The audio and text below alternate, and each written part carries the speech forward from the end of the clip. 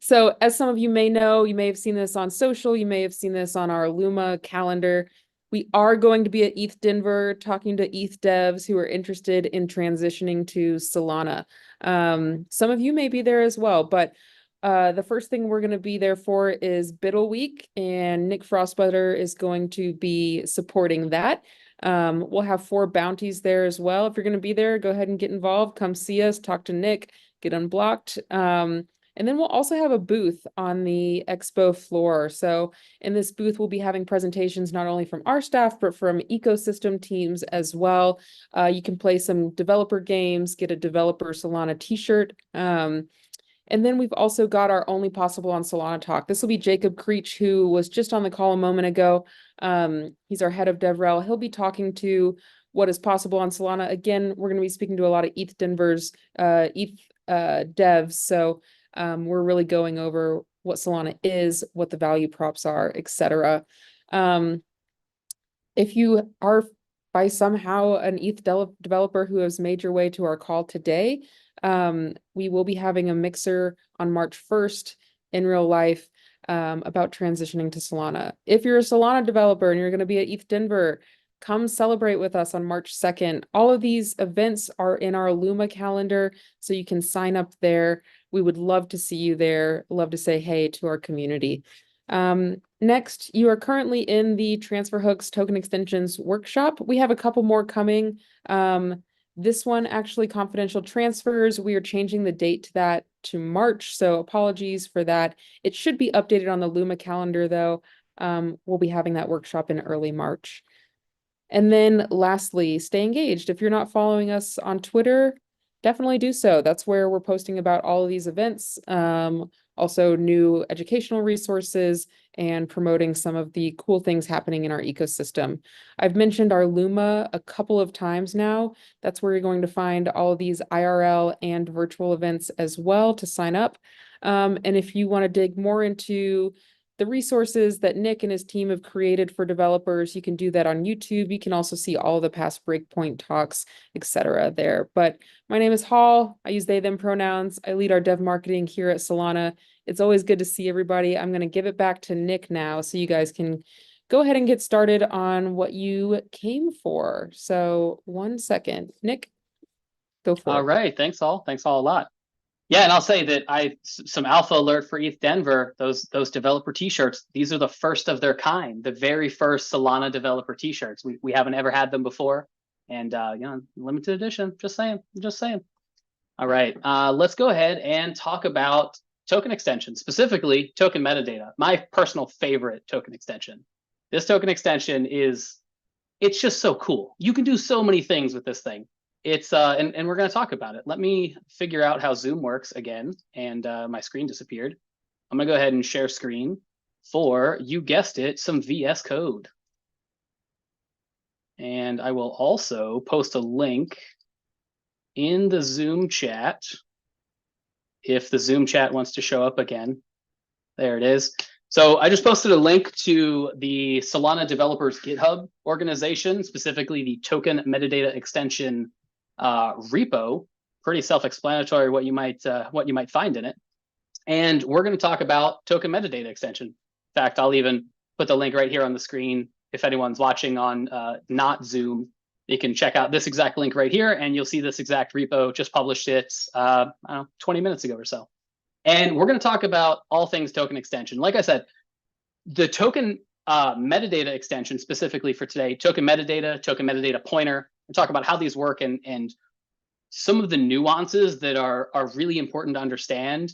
And there's some foot guns a little bit, and if you don't set it up right, you'll get some errors, and we're going to talk about what those look like and how to avoid them. But just real quick on this repo itself, it links out to all of the other Solana, the token extension guides on solana.com/developers, as well as the very specific guide for the metadata pointer, which we're going to be talking about today. And it very briefly talks about how to actually use the script within this repo. Just one script, super simple.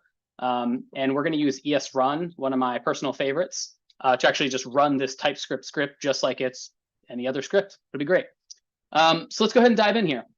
The first thing that we're going to talk about is like what is the token metadata extension? What are the pointers? Why should we care? How do they work? So the token metadata extension effectively allows you to use the token extension program and have on-chain, customizable on-chain metadata directly on your token mint. So if you're used to the Solana developer experience and creating tokens on Solana, when you create a token, you create what's called a mint. That mint, it has the ability to mint new tokens, just like any nation state currency. You've got your Treasury Department in the United States. They control the federal mint. They can mint tokens with that. They are authorized to raise or lower the supply of tokens of currency within their mint. And that's what SPL token mints are, right? The token metadata extension and a lot of other token extensions, you can actually apply directly to the mint itself, which makes it so in years past, you've actually had to create a separate program that has some sort of metadata standard that you can follow or the ecosystem can follow in order to consume this metadata information, like the name of your token, a JSON URI that has some assorted additional information, like an image, your website URL, whatever. You can put all of that on chain now, or at least most of it on chain, and you can do it with one less account, which is really, really powerful because it makes it so a lot of the things that you're doing with tokens can become more composable because you don't actually need to create an additional account, which means it costs less and you can do more things, which is awesome. And I love efficiencies in so many ways. And my favorite part about the token metadata extension is customizable on-chain metadata directly within the token extension program. That is just so cool. Shout out to Solana Labs and the Anza team that are behind token extensions, specifically John Chinkway and the rest of his team. Just so good, so good. All right, let's dive into some code. That's what people are here for. Let's do some code. So we're going to be using JavaScript and TypeScript today, and we're using the standard repos that you might expect. We've got the Solana Web3.js. We're loading in, we're importing in some of the standard things like making a connection to the blockchain, those sorts of things. We're also using the Solana SPL token package. Now, if you're used to doing anything with tokens on Solana, this is specifically with TypeScript and JavaScript. This is the package that you're probably used to using. The beautiful thing about token extensions is you can use the exact same package. All of this functionality is baked in, and all you have to do is just specify which token program you want to use. In this case, we're going to specify the token 22 program. And then the other package, this is a newer one. This is the SPL token metadata package, because the metadata extension is actually an interface.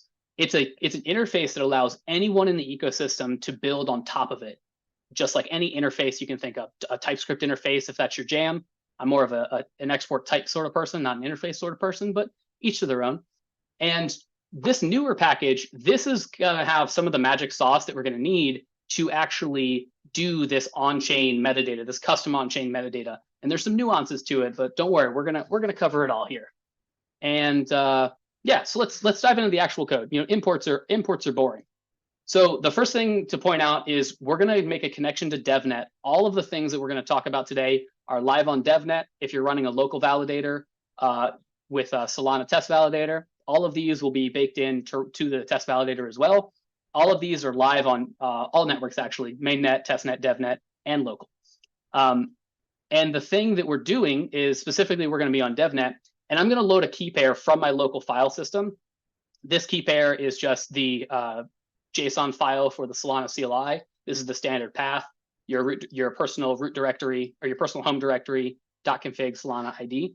And so if I run the Solana address command, you can see I've got this NIC6Z address. That's going to be the address that I'm going to be loading in here, my key pair. This key pair has some DevNet Sol in it. We'll do a Solana balance. And you can see I've got some DevNet Sol in there. So I'm able to pay for all the transactions and the rent storage costs that we're going to need to for this. And then just like creating any other token, you need to generate a new key pair that you can use as your mint itself.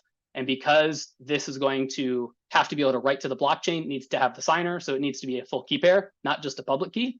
So we're going to generate a brand new key pair, just a random one, doesn't matter what it is. And then we're going to go ahead and define our metadata.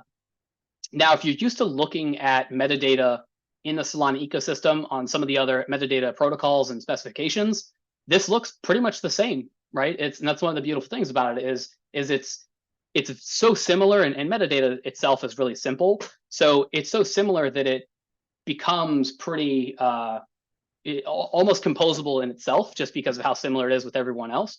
But you might notice there's this additional metadata field. That's the interesting one. So there's a couple of fields here, and you can see I have it typed out. You can pull up the type if you're interested in looking at it. There's some comments in here, which are always nice. And there's a couple of standard required information that you're going to need for just about any metadata, anything that you're putting on chain. You need to specify the mint address itself, because this is the address that's actually going to house our metadata. You can kind of think of it like that. They're going to have pointers that are going to point back to each other. And we're going to set a name for our tokens. We're creating a brand new token using the token extension program, also known as token 22. But we call it token extensions now. And we're going to call it only possible on Solana, because I love some good opos. Naturally, we'll go with the symbol of opos. We have a JSON URI here. This just points to a metadata file that has a URL to our image and this same information here, this name and the symbol. Nothing too special about that. Just like any other token metadata specification that you're probably used to. And then there's the additional metadata. This part is the magic sauce that has some nuances. So the first thing to note is the data structure here. It's an array of arrays. So you have nested arrays, and you'll notice that these are effectively a key value pair. How the additional metadata works on chain, you can think of it like an NFT attributes. That's how I like to think about it. Where you have like an NFT attribute, you have the name of the attribute, the key, and then you have the actual value that it is. So, if your NFT represents a person, you have like a hair color and hair color of red, brown, whatever. Key value pair, pretty straightforward. But this is the specific structure that you have to provide this to the correct instruction in order to add and update this metadata. Simple key value pair, and we'll even we'll write in some custom. I'll add in some random numbers in here just to show you that we're going to do this real time. We're going to run this on DevNet, and this is this random number in here. I like underscores. Random number, so you know that it's real and it's live. So now that we've defined our metadata, pretty straightforward. Additional metadata, we'll circle back to it. We need to, when you're working with token extensions, when you are creating your mint, you have to do some calculations. There's helper functions in order to do this. You need the actual length of the byte length, the space that you're going to need to actually allocate on chain. You can see we're building our instruction down here, and we need to get the total space that we need for our mint account itself. So we're going to allocate that account on chain. We need space, and we need to put land ports in it to pay for the rent. So that's what we're going to do. And you'll notice that I'm calculating space, the byte space for our account, as two different variables, because it's a very important reason why. So I'm actually going to talk about the second one first. So I'm getting the generic mint space. So when you're doing a lot of things with token extensions, a lot of those extensions are directly on the mint itself. So when you are allocating the mint, when you're creating the account for the mint, you have to have the exact amount, the exact correct space on the mint itself. And there's a little note here in the comments that it must be the exact amount that you need on the mint itself. So some extensions are applied to the mint, like the metadata pointer, which is what we're doing here. We're saying we're going to have one single extension applied to our token mint that we're going to create, our new token, our Opos token. We're only putting the metadata pointer on the mint itself. So we are going to only have that amount of space in the mint account itself when we actually create it. This is one of the nuances with token extensions that I like to point out to people, because it's a little bit of a foot gun. Sometimes you get like a weird error that you don't quite understand. We're working on improving the errors all the time. So that's the mint space. We're putting one single extension on our mint itself, the metadata pointer. And then we need to know our exact metadata space itself. So our metadata, this on-chain metadata, these fields right here, we're storing them on chain. They're going to be in account state, which means we have to pay for the rent for that. We have to pay to store those raw bytes on chain. And there's a helper function that's built into the SPL token metadata package called pack. We can use the pack function provide it our metadata, just our structure, our type structure, our JSON object here, and then we can get the length of this. So basically, this is going to kind of format it correctly and do some math under the hood, tell us how many bytes that we actually need for this. But it doesn't end there. You'll notice that there's also this type size and type and length size. With token extensions, all the token extensions work on a TLV structure for deserializing all the data. You can kind of, and it stands for type length value. So it's effectively like the discriminator system that you're probably used to, or you may have heard about when you're dealing with serializing and deserializing programs and instructions and all that sort of stuff. Exact same thing. We're using the type size to say this is going to have, and this is actually just 2 bytes, or yeah. So we're saying the type size because we're effectively going to have a discriminator for the type that we're actually going to use in this metadata. And then we need the additional bytes that are for the length of the metadata. So think of this like, this is the discriminator for, this is going to be the space that we need for the discriminator. So the token extension program knows that this is going to be metadata. So it knows to deserialize the metadata correctly. The next value is the total length of the metadata, the total size of the raw bytes that this data is going to take on chain. And then you have the actual data itself. So when the token extension program runs and you're trying to get this on-chain metadata, it grabs the type discriminator and it says, okay, great, I get the type of discriminator for token metadata. So it knows it needs to deserialize token metadata. And then it gets the length, and then it knows how many bytes it needs to slice out from the total TLV array, the vector. And then it can take that data, the final data of that was packed, that total length of the actual data, it can slice that out, and it knows to correctly deserialize that into the metadata structure, the struct in Rust. So that's what's going on here. And again, this is super important to when you're allocating the mint, that you are only allocating the space for the pointer and not the metadata itself.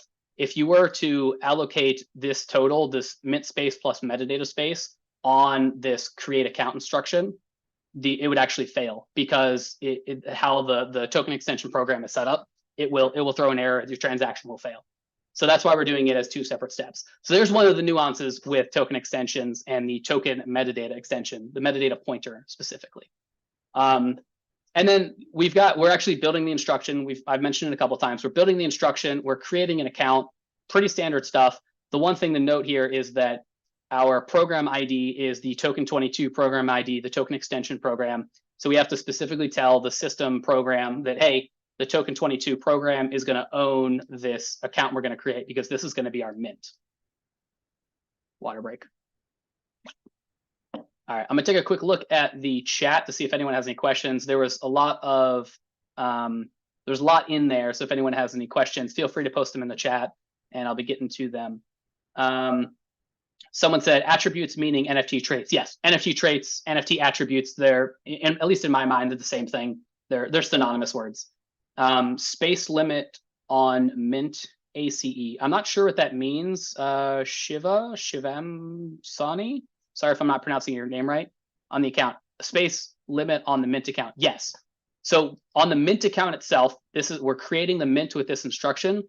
This space has to be the exact amount of space from the get mint length helper function that's in the token extension or in the SPL token package. It's a helper function. It basically just knows how to correctly get the total length of all the extensions. So if you want to have some other extensions in here, you can throw in all these other extensions. And when you're putting these on the mint itself, like most of these extensions, you have to be able to correctly get that value. Excuse me. I hope that answers your question. If it doesn't, feel free to post something else. Awesome. So it answers it. Sounds perfect. All right, moving on. All right, so let's see what's next. The next thing we're going to do is we're going to actually initialize our metadata pointer. So I probably should have started with this. The flow of this script is we're going to define our metadata. We're going to calculate the correct number of space and bytes and land ports that we need for all of the token actions that we're going to do. And then we're going to start building all of our instructions in order to use the token extension program and even the older token program. You need to create a couple of instructions. And then when you add in token extensions, there's a couple of additional instructions, and we're going to build every single one of those. So we need to create the mint itself. We need to initialize the metadata pointer because we're using metadata. And then we can initialize the mint. And then after that, we will do all of our custom on-chain additional metadata. So that's what we're doing here. So we've created the instruction to create our mint, to allocate our mint account on chain. And then we're going to initialize our metadata pointer on the mint itself. So one of the really cool things about the token extension program is it doesn't care what metadata program you're using.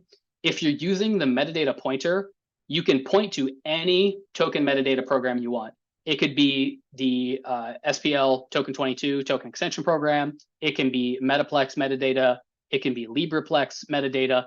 It can be a custom metadata program you build. It doesn't care. It's just a pointer that's going to point to another address. And it basically makes it so on chain, everybody knows which correct address that your token needs to go to get your metadata. Pretty awesome. So it's super flexible and it's really nice.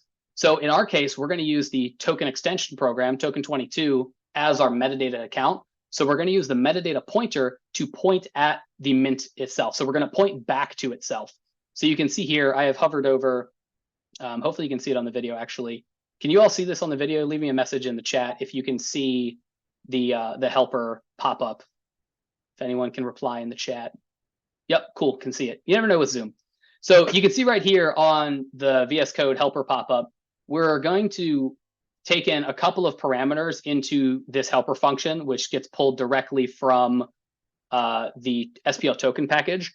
So like you might expect, we're going to give it the mint address, and then we need to say who the authority of this metadata address is. So who is able to update our metadata pointer later. In this case, I'm just going to set it to my payer account because they're going to pay for all the transactions here. It's going to handle the authority for everything. So you can set this to any address you want. This address does not need to sign this transaction to create the mint. So you can set it to a multi-sig somewhere else and manage your metadata like that in the future. And then the next thing is the metadata address. Again, you can specify any metadata address you want. In this particular case, I'm going to use the SPL token program the token extension program to be my metadata program. I'm going to point back to itself. So that's why I'm specifying the mint right here. So my metadata account is going to be my mint. Makes it really nice, makes it so you don't have to allocate an additional account. So makes it very nice.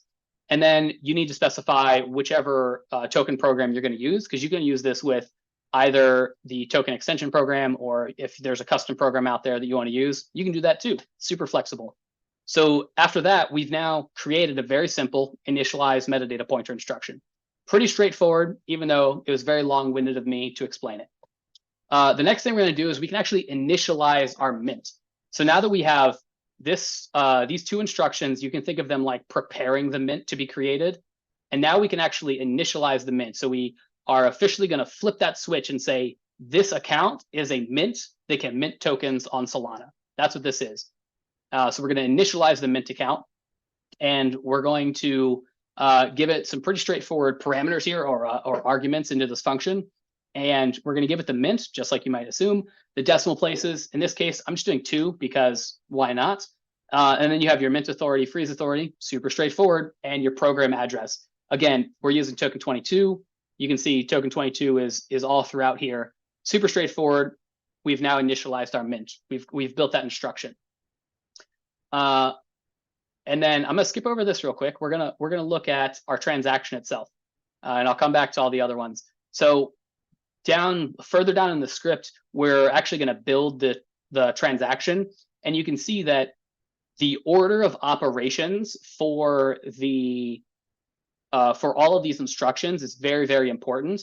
So before you initialize the mint, you often need to initialize most token extensions. So most of the all of the pointer extensions. So metadata pointer, for example, eventually the group pointer and token group member pointer. All of those need to be inside the transaction before the actual initialize mint instruction.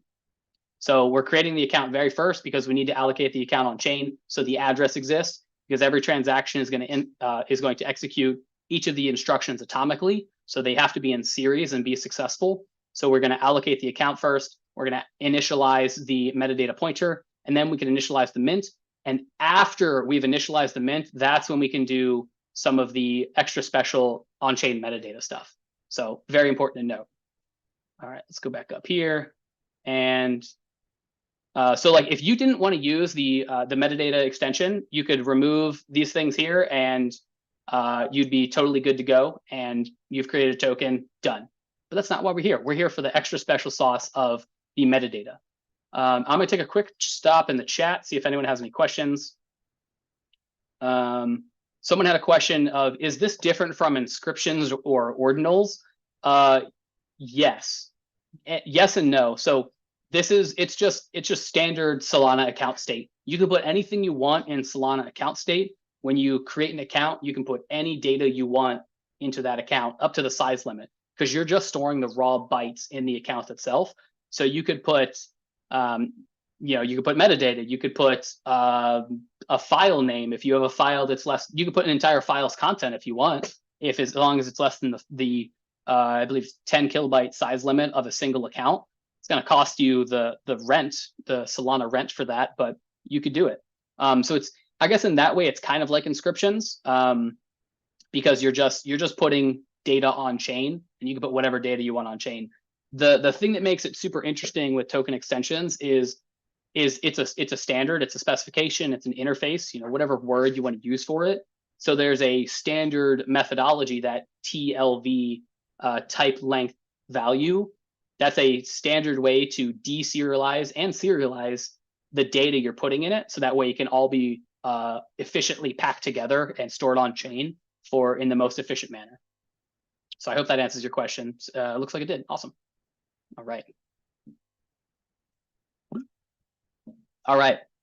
So now that we've initialized the mint, we can initialize our metadata itself. So we've initialized the mint, and we need to tell the mint, hey, you're going to store our metadata, because we are using our mint as our metadata account. So we need to tell the token extension program to do that. So that's what we're doing here. We're creating the initialize instruction, and this specific instruction and this next instruction, the create fields and update fields, this is actually being pulled in from the SPL token metadata package. So this is the reason, this is the big reason why you're going to need this package installed if you're doing anything with metadata within token extensions. And go back to the code. So just like initializing most metadatas, you get a helper function. Most metadata accounts on a program or on a token or anything like that, you get a helper function. You pass in the arguments correctly, right? So we're passing in our mint, which is our mint and our metadata, which is both the same value, because again, we're going to use our mint itself to be our metadata account. So if you wanted to use a different account for your metadata account, you wanted to use, say, LibrePlex or Metaplex or any other program that exists out there, you could just specify that here, and it would have to match your metadata pointer as well. And then we need to set whoever our mint authority is, because, and this one's important, that this mint authority here needs to actually sign the transaction, because the mint authority is going to control who has the ability to modify the metadata. So this account here, whatever address you put here, needs to actually sign the transaction in order to effectively begin the modification process for the metadata. And then we can actually pass in our on-chain metadata. Now you can note here that we're only passing in these three values: the name, the URI, and the symbol. These are the only three values that you're actually passing in initially to initialize the metadata itself. So this instruction is going to initialize our mint account to store our metadata. And we're going to put the bare minimum metadata in here, the required metadata, these three fields. And then that will actually begin putting some of our metadata on chain, but that doesn't put all of our metadata on chain. That doesn't touch this additional metadata yet, keyword yet. So that's where this next section comes in. We're going to use the create update field instruction helper function to create an instruction that can actually create or update the additional metadata fields. So how this works is it's you need to use a single instruction, for this create update field instruction. Every single additional metadata field you have has to be an additional instruction. So you can do that as multiple transactions if you want, or you can do it as one transaction like I'm doing here. So I think this is a little clever way to do it when you're creating the mint itself. So what we're doing, if you can't already tell with this pretty straightforward code, is we're going to map over the array of our additional metadatas, and we're just going to generate a listing, an array list of all of the additional metadata fields we want. So because our additional metadata, we're currently putting those two key value pairs, we're just going to create two separate instructions, because again, you need one instruction for each additional metadata field, whether that's in the same transaction or a different transaction, it doesn't matter. So we're creating those two instructions, and we're going to put those into an array. And then if you look down, we can finally build our transaction. You saw it earlier. And you can notice here, I'm doing the triple dot, the ellipsis. So I'm going to use the spread operator, and I'm going to spread in the update metadata fields instructions, because again, it's an array. So we have to pass in all of these arrays, or all of these instructions. So if you look at this instruction or this transaction, this is effectively the same thing as doing this, right? So we're going to have these, was it 6 instructions in this one transaction to create our token itself, create the mint.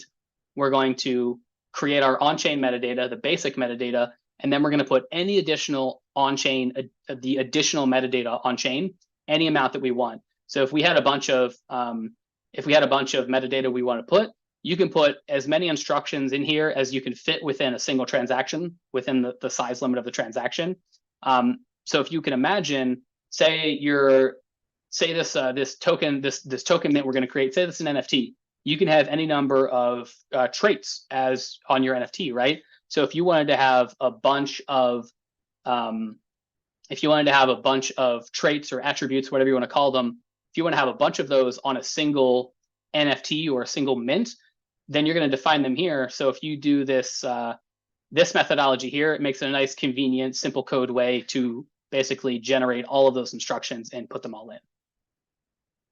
Go ahead and go back to the initial code. All right. And then now we've built an instruction, we can simply sign it, send it to the blockchain, and then we can get the results back. And then at this point, you've actually, once this transaction gets confirmed, you've officially created your first token using token metadata and token extensions. So super, super awesome. Yeah, I see some questions in the chat. I'll take a quick stop. Someone asked, what's in the metadata URI if the metadata is stored in the account? So the URI specifically, it can be whatever you're pointing to. You have to give it a value. I believe the program actually requires a value.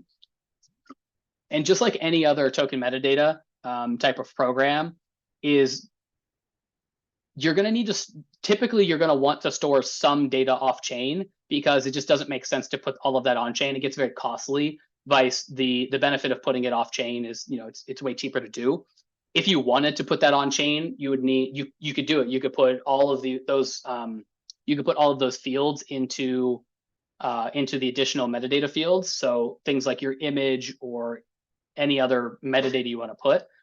I think this specific one that we're putting in this example, I'll even take a look here, and I'll go ahead and throw a comment block so everyone can see everything that's actually being put in here. So this is the data within this specific off-chain URI. It just has the same information here, the name and symbol, nothing special there. But the important thing is we are pointing to an additional image file. You could put that into the additional metadata fields. But the thing about that is you can kind of think of that like a specification that people do not yet support. So everyone is explorers and wallets and all the big players like that. They're used to this type of flow. So the URI points to some JSON file, and they're going to query that and get that data, display it out. So that's kind of what's going in there. I hope that answers your question, Mike.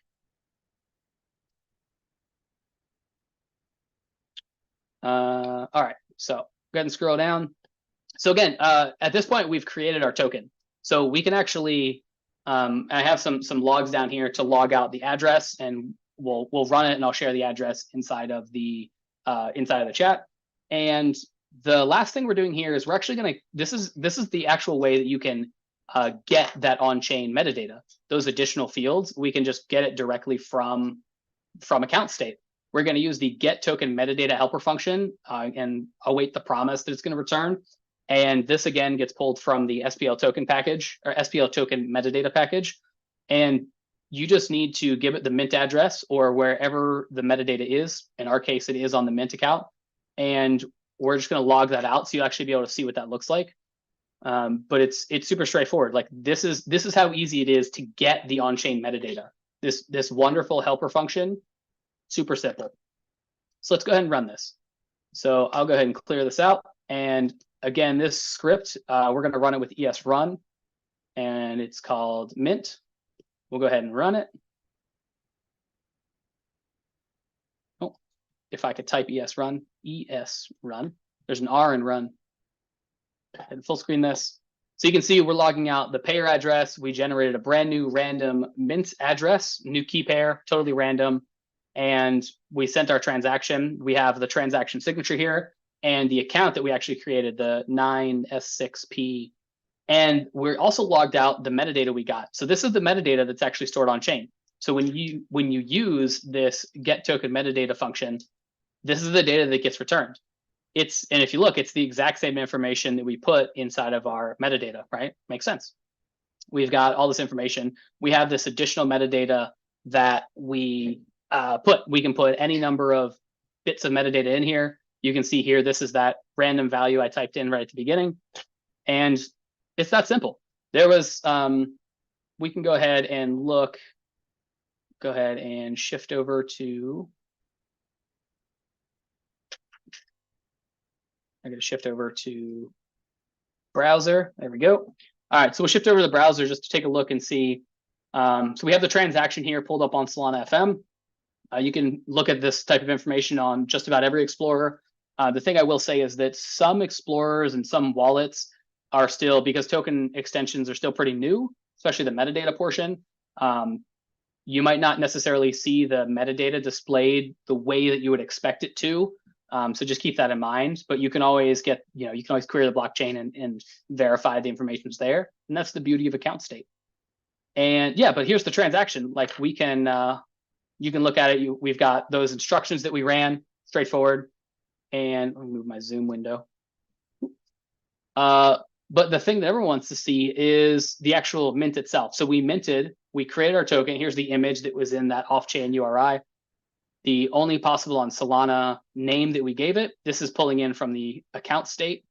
And you can see my NIC6Z address is the authority.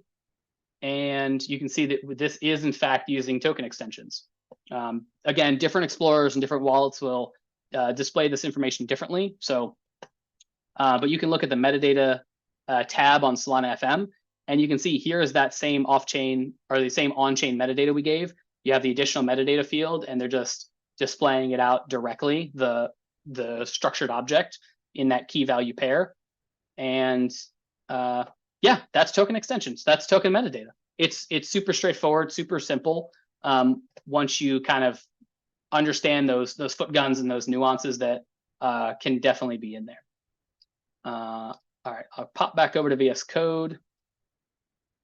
And if anyone has any questions, we'll go through one more thing here before we end this workshop today. But if anyone has any questions, feel free to ask them in the account or in the chat. Someone asked, is there no need for Metaplex to handle metadata? Why is it decimals of 2? The decimals of 2, you can do whatever decimals you want. I just happen to put 2. You could do any number of decimals that you want. Totally up to you, just like creating any other token. As far as the question about the need for Metaplex to handle metadata, no, with this token extension, you don't need an additional metadata program. You can store your metadata within the mint itself using the token, the SPL token extension program. So you don't need an additional metadata program. You can still use those if you want, There's potentially some reasons why you would want to use additional metadata programs. There's potential reasons why you don't. It's definitely a case-by-case situation. There's another question. Can you combine metadata extension with confidential transfers, which hides amounts? As far as creating the metadata, absolutely.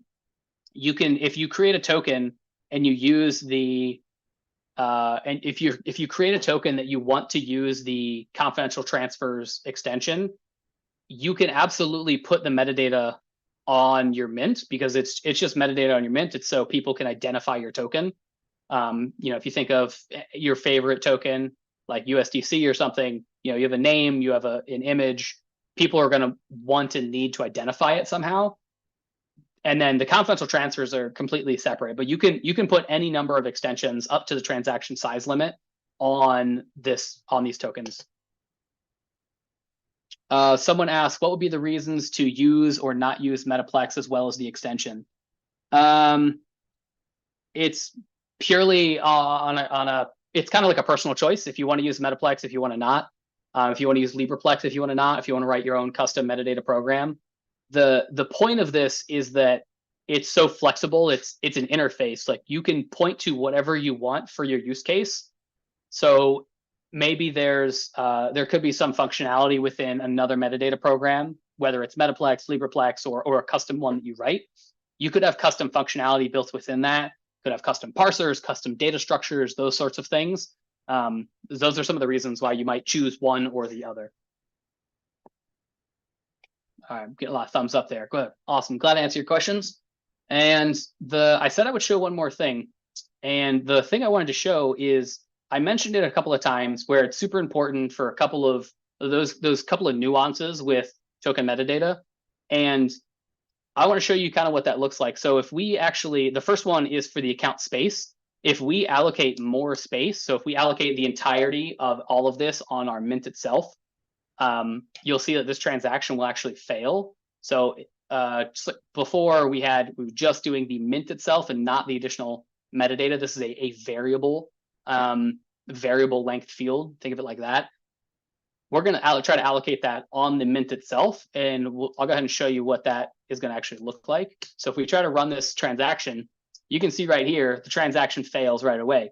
So you get this error message for this particular one is the token Z program. That's the token 22 token extension. The instruction for initialize mint has invalid account data.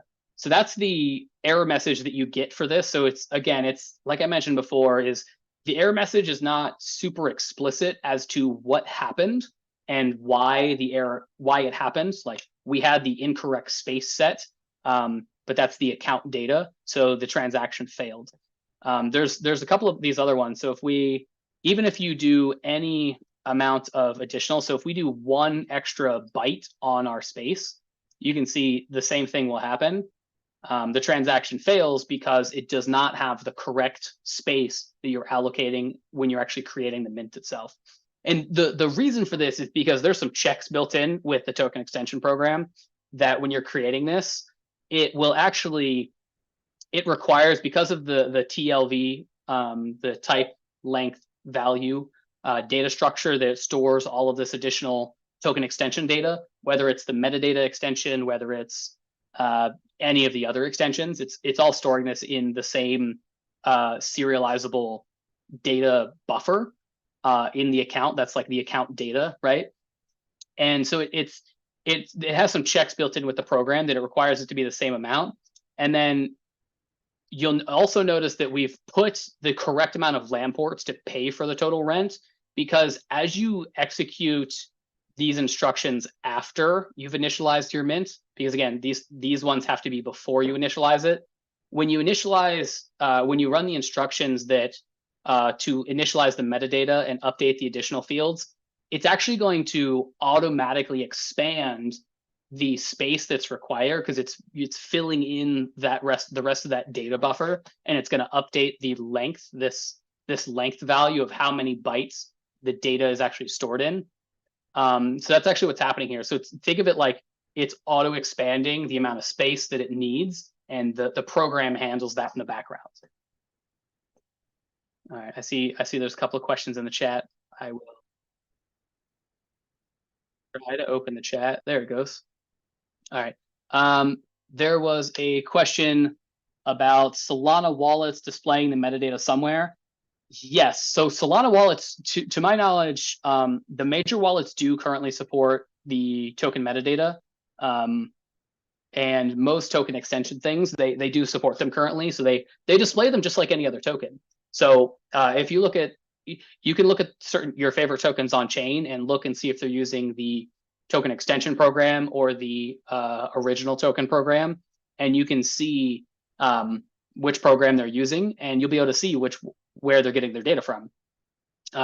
So like what's the one? I know Bonk Earn uses the token 22 program. And I can't think of any other ones off the top of my head, but I know Bonk Earn does. Yeah, so wallet support is there for token extensions. There's another question on, is it possible to update or add additional metadata after the mint? Absolutely. You can absolutely do that. Let me close out of this Zoom window. So there's a helper function, like you might have guessed. There's a helper function within the SPL token package. And actually, you know what? It is this. This is the function. You just have to call this function again, and that's it. That's how simple it is to do these things with the token extensions. If you want to add an additional metadata field, you just have to run this instruction again, submit it, and you have to have the update authority, the metadata update authority, sign the transaction, and then you can update that specific metadata field. And again, it's this key value pair. So you have your field, that's the key, and then the value is the value.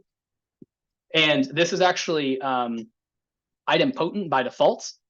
Didn't quite want to load. This is actually idempotent by default. So and that's one of the super great things about this helper function, is that if this particular field does not exist, the helper function will create it. If it does exist, it's just going to update it with the new value. So you just have to call this one, you just have to send this one instruction to update or create any additional metadata, those additional metadata fields. And it's that simple. It's great. All right, back to the chat. Someone asked a question, what was the TLV data record you were talking about? So this is what I mentioned at the beginning. So TLV stands for type length value, and it scroll up. So when you're doing a lot, so how the token extensions work is just like any other account structure, it is storing, you're storing data inside the account. You're storing raw bytes inside the account, and your program, so if you write a custom program, your program knows that the data stored inside the account, it knows the structure of that. So you can use whatever your favorite deserializer is. Your program can deserialize that into the correct struct, right? With the token extension program, it does the exact same thing. And because there's so much data that can be stored within you can have so many extensions stored within it. They're using this this TLV, type length value serialization method. It's effectively what it is. It makes it so in the entire data field within the account, this buffer of bytes, the program, when it goes to deserialize it, all that data, you can have 5 different token extensions that are stored within the stored within the mint itself, within the data. There's a bunch of individual data that's specific to each extension. And what the token extension program does is it knows how to correctly deserialize and serialize that data because of this type length value structure. And effectively, it uses this type to identify which token extension this extension type, which extension it needs to deserialize next. And then it knows the next value, and then the next value is the length. So the total number of bytes that the actual data that is specific to that extension has. And then the program knows that, okay, say you use the discriminator, the type is the discriminator, just like an anchor program, or you write a program to interpret instructions, you have a discriminator. That's all this is. It's a type is the discriminator that is specific to each extension. So when the deserializer runs to try to grab all the data that's on the token extension account, it knows that, hey, this is the metadata pointer instruction, or the metadata pointer extension. And then the next value, the next, I think it's 2 bytes. The next 2 bytes is the total number of bytes following that it needs to actually grab, that is the actual data itself. And that's this value right here. So our metadata, because it's a variable amount, we need to calculate how many bytes that we need on chain for that to store it. And then when the token extension program runs, it can correctly deserialize this. This is effectively the same way that you can get account slices of data when you are requesting accounts on chain. You can give it the exact offset of trying to get the correct bytes to get the correct data. It's effectively the same thing, just specific within this one account. So I hope that answers your question, Aaron, about what TLV is. All right. Yeah, sure thing. Glad it helped. Let's see. So there was one other error that I wanted to show off real quick before we go. We're getting to the last little bit here. I'll go ahead and clear my console.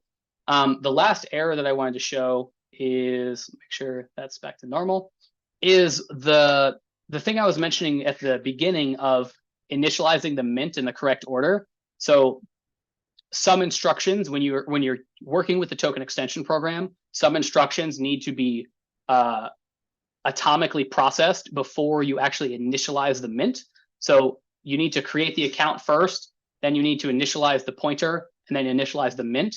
So even if you swap this order right here, so if we try to initialize the mint first and then the pointer, this transaction will now fail because it's out of order. And you get this same error as before, which is kind of a downside. So it gets a little bit confusing. But you get this error message that says, hey, when you tried to initialize the mint, it errored out. It returned an error because it's invalid, because the mint, you cannot do the, you need to initialize, you need to do some of these instructions before. So the same thing is true is if I try to initialize the metadata, so I initialize the pointer, then the metadata, then the mint, this will also error out. And this errors out. You can see the logs there's a little bit more logs because you've gotten further into the program of execution. This time you get a different error message, but so you're still getting an error message on initializing the metadata in this case, because we're trying to initialize the metadata. And in fact, this particular error is because we're trying to initialize the metadata on the mint, but the program doesn't know that the mint is a mint. It's just a regular account because we haven't initialized it as a mint. And the same thing is also true, like if you swap these, if you try to update the fields before you initialize the metadata, you'll also get a different error. And this one, update field error. Some of these errors are super straightforward, or rather are more straightforward to figure out what's going on. Some of them are a little bit tricky. And a lot of these things that I'm mentioning here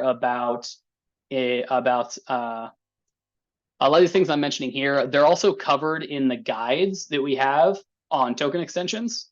You can find them in the README of this file, which I'll also post this back into the Zoom chat. And you can see the link right here if you're watching on video, if you're not on the Zoom. All of these guides here have call outs for these types of things, of trying to help everyone understand that like the order of operations is very, very important with token extensions. All right, but that wraps it up. That's token extensions. That's the metadata extension, metadata pointer. I hope everyone was able to learn some good stuff. They found this helpful. Like Hall said at the very beginning, we have some other assorted workshops that are coming up on the Solana developers Luma account, the Luma calendar, and also ETH Denver. If anyone is going to be at ETH Denver, a bunch of people from Solana Foundation and other members of the Solana ecosystem, we're all going to be at ETH Denver. I'm personally going to be at ETH Denver. If anyone's going to be there, feel free to come over to our booth. Solana Foundation is going to have a big booth going on. We're going to be playing some fun games. We're giving out limited edition Solana developer shirts, the first of their kind. I'm super excited to get one. And stop on by, say hello. And yeah, I hope everyone learned something. I hope you have a great rest of your day.